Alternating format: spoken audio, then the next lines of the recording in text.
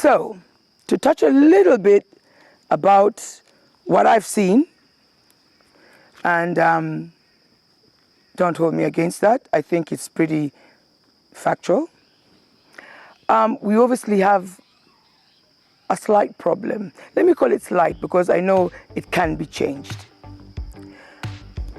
Men versus women. I know that we're always undermined as women. But men, you need to appreciate that behind any successful man, there is a woman.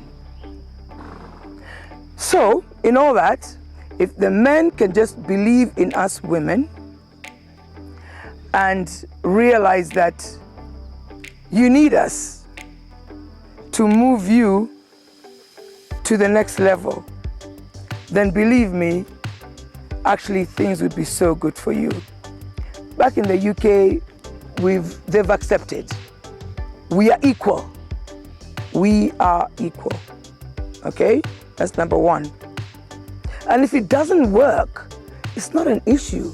Just go your separate ways. You know, here, a problem is we are so fixed in that mind of, oh, that thing called shame, which I don't have in my dictionary, by the way. I have no shame. This issue of making sure that you're not getting out of the marriage, you're not getting out of a bad relationship because you're so scared of what the people are going to say. So what? It's your life. Yeah? So if you find that you're not happy in a marriage or you're not happy in any relationship, get out of it. And do not be cheated. If that man or whatever is being horrible, beating you or whatever, he ain't gonna change. Take that for free. He's not gonna change. Unless the Holy Spirit comes down and, hello, God comes and enters into him and something really drastic happens. Otherwise, he ain't gonna change. So stop sitting there in an abused marriage, in a marriage that doesn't make sense to you, just because, where am I going to go with all these children? What are people going to say? Like for me, I had a big ngorari, I had all this big, my first, marriage, and it was like, I said, sod it, even if they came, I don't know, Karubes, I don't know who, everybody came for my function. I said, forget it, at the end of the day, it's my happiness. So I very quickly walked out of it. And the same thing you should do without having any shame. Don't put shame in your dictionary. Just let it happen. Let it be. That's one of the things. Another thing I'm really, really concerned about is the boy child. I don't know what it is, but the boy child today feels very lost. They feel as if they don't have a place in the community. They are turning to, different things that they shouldn't be, trying to hide, the real problem. So my prayer is that we really pray, especially for the boy child, because obviously something is not very right, and it's a shame, it's sad, but we need to look after them. So all in all, we can do it, We can believe in the boy child, we can stand by them. And I'm not saying stand by them by spoiling them. Just get that right. You can find as a parent, you're standing by your son, you're spoiling him by giving him everything he wants. No. Have a firm stand in what you have to do, but also just give him the love that he needs. And most of all is to pray for our children. Because honestly, what I see around is a sad story. And don't let anybody make you feel like it's only you is in that problem. Rubbish. That is rhubarb. Because every single family has got an issue. Did you hear that? Every family has got issues. So it's not just yours. Don't be ashamed of it. Talk about it. Because when you talk about it, you have the problem. Talk about it, and I'm sure within ourselves we can be able to help one another. I'm always there ready to listen to people's issues, and wherever I can advise, I'll advise. But don't be cheated that you see me sitting over here and you're thinking, Her life is so good, everything is good, nice husband, nice everything, rubbish, rhubarb. I have my own family issues as well. That's another topic on its own.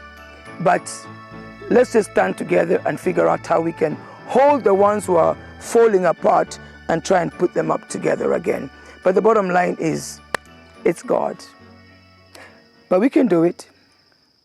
I think, for me, the way I see it, and I'm talking from a parent who's got 5 children, and I've lived in Kenya, and I'm now living in the UK, and I've seen it all round. Growing up in Kenya, of course, there was that respect we had for our parents. There's things you just do not open your mouth and tell your parents. Even if you think they're stupid, they're backward, in few words, they are kubafs, it's okay. They are your parents. And that respect that we had, looking at myself, how I grew up, sometimes my father would say something, or my mom, and I'd be thinking, whatever, but I would never put it in their face, show them, you're talking rubbish, you're talking rhubarb. That was never the situation. But then nowadays, all this social media and whatever, kids have picked up all those impossible bad habits. Like when I see it, I live in the UK, and I see a child tell them, shut up, mom. There's a child telling the mother, shut up, you're so stupid. And I'm thinking, I need to hear that from my child, and I'm going to run. I don't even know I'm going to run to. So I get it, that today kids out here, this social media business, let me not lie, hasn't helped our children, because there's no respect. Respect has gone. So you can answer back a mother, answer back a father, answer back your elders. It's not a big deal. If you think they're stupid, stop being stupid. I can't imagine talking like that to any of my parents at any one time. But then now, you also become helpless. I thank God my children don't get to the point of telling me I'm stupid, I'm this, I'm that. But there's some arguments they have with me, and I'm like, I'm your mother. I have to remind them, I'm your mother. Okay, so don't talk to me like you're talking to your brother or your sister or your friend. I am your mother. So that respect has sort of it's lost. If only kids could stop and think, there's some things I cannot say, and even if they feel, parents are not being fair, there's different ways you can get fairness from a parent, but not by showing them in their face like you're stupid, or you're talking rubbish. I think the respect is lost, unfortunately. For me, that's the way I see it. The respect is lost. We do not know who is who. We all feel like we are all equal here. Children, mothers, fathers, this one says this one says that, not a big deal. But it shouldn't be like that. Kids, please, children. I pray for the children, especially here in Kenya. I pray for you guys so much, because I've seen the way you've just gotten lost. Mumepotea. Because you don't have any morals, you don't have any respect, you don't know. Yeah. Our girls. When I listen to what happens around, and I see how you are being, young girls, you're being lured in because of money.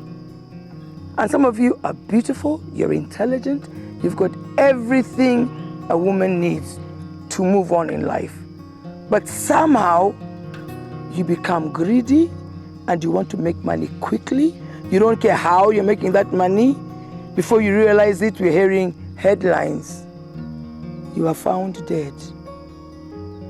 Either they've managed to lure this one, and most of you are girls who are being lured in. Organs have been taken, going to be given to you to which, I don't know whether it's the Chinese or who are now getting our beautiful girls' organs. Where are we heading to? Girls, you're beautiful, you've got everything, you're intelligent. Whatever you need to do, just do it and make your money, which is also money that is clean, And that way you can be able to do what you want to do and be proud of yourself that you've made your money. But this quick money that I'm finding a lot of women getting themselves tied up into is dangerous money. Very dangerous. You know, a lot of us talk about the old money and the new money. That is new money, where you become rich quickly. You know, somebody said something to me the other day, and I was like, right, let me hear that again. And they were like, you know, you've got to, you know, people out here, the musicians and blah, blah, blah, you know, they have to fake it until they make it. And I was like, oh, fake it until you make it. And then after you've made it, then what? It's very hard to get out of that fake, because you've just been pretending all your life. You know, you're not you, you're somebody else. You're not here, but you're there. So even when you get there, you're still looking to get there, and then to get there. And all this time, you just continue faking it. So it's good when you don't fake things, yeah? And I was very glad to tell them, I'm glad I don't have to fake it. I've made it, but you know what? Making it is just making it. If I kick the bucket tomorrow, are you going to take all my monies and bury them with me? No. I'm going to leave them here on earth. So I better make the best of that money that I have. Yeah, I work hard, by the way. Guys, I do not muck around. You see me out there. Stop looking at me looking like I'm shining today. Because I'm in front of the camera, I have to look presentable. Sawa. But if you actually see me out there when I'm feeding the animals or whatever, you'll be looking at me and thinking, is this the same lady? Because I can tuck my hands into any muck as long as I know I'm multiplying what I have. Then I can come out and say, right, now I've got this. I can use some for this, use some for this. And that's why I'm very happy to help. For me, I love helping, you know, being there for others. Why? Because somebody has to do it. If I don't do it, who's going to do it? Let's all get that spirit of being there for others. Let us teach our children the right way. And don't get tired, because nowadays parents were getting tired. You get a child who chews your head, and you're like, sod it. Please don't give up, parents. I've been there, by the way, when I just said, enough. But we can't give up. The most we can do is pray. Hold prayers in the house. Call people you know who are prayerful. Let's pray together and let's see our children excel. And especially for the girls, please don't get yourself caught up in that mix. Work hard. Make your money and feel, you know what? This is my sweat. So because a man just admired you, saw you're beautiful and decided, honey, beauty, you tell me you'll never grow old. You'll grow old. And when you grow old, that beauty will not be there anymore. Then what? See, me, I'm growing old gracefully because I've worked for what I have and I've worked hard. So I'm a living testimony for you guys. Let's do this together. We can do it. I'm sure we can.